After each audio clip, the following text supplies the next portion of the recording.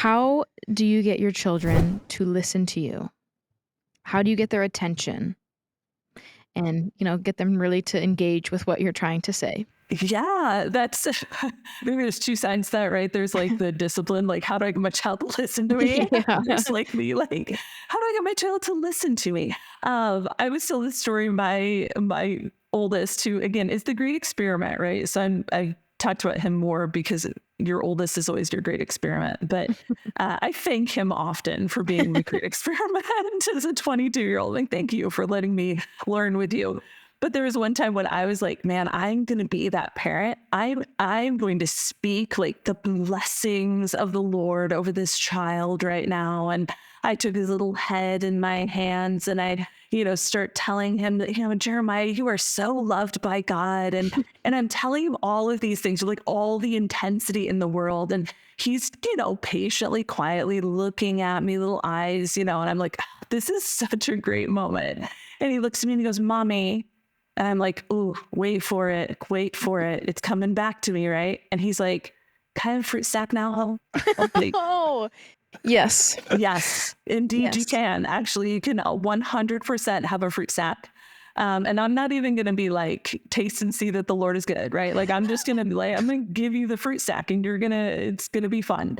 And so I think sometimes like we have to take that moment and be like, okay, is this the time that I need to have this conversation with them?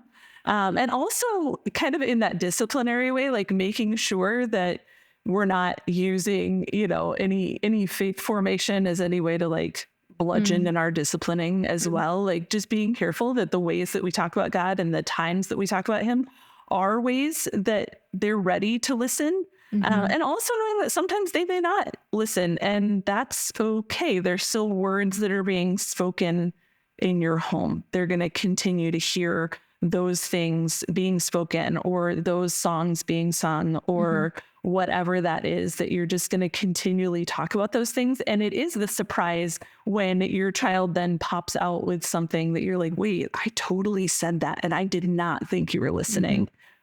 But obviously, there was something there. I'm a firm believer that God sets eternity on the hearts of our kids, and that when they're ready, they will start responding to that, and especially the ways that we shepherd them towards it. So I think the listening thing, they are listening. I guarantee you they're listening. They may not be responding the way you want them to. But that's where, again, as a parent, you have to remove yourself and your own self-worth out of it and be able to say, like, that's okay. This is not about me. I'm doing everything I can and relying on the Holy Spirit as I point them towards Jesus. But they may not every time have, exactly that attention span that you're looking for. Yeah, we're currently living with my parents, and they host a small group at their house every week. And just recently, Trey said to me, Gigi and Pops have their friends over and they talk about Jesus. And I was like, yeah, but like, how did you know that? Like, I've never said that to you before, but apparently, my parents have said that to him and he gets it. And now he like talks about it often. He's like, oh, Gigi Pop's friends coming over. They talk about Jesus. I'm like, yeah, that's exactly right. And so they're listening, even if you think you're just like saying in passing, or you're just saying it to like frame what's happening with your day. Like, I just want you to know Gigi and Pop's friends are coming over and they're going to talk about Jesus.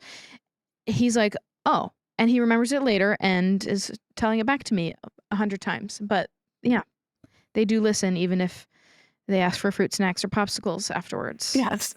Or tell you about like an ant on the ground or whatever. Yes.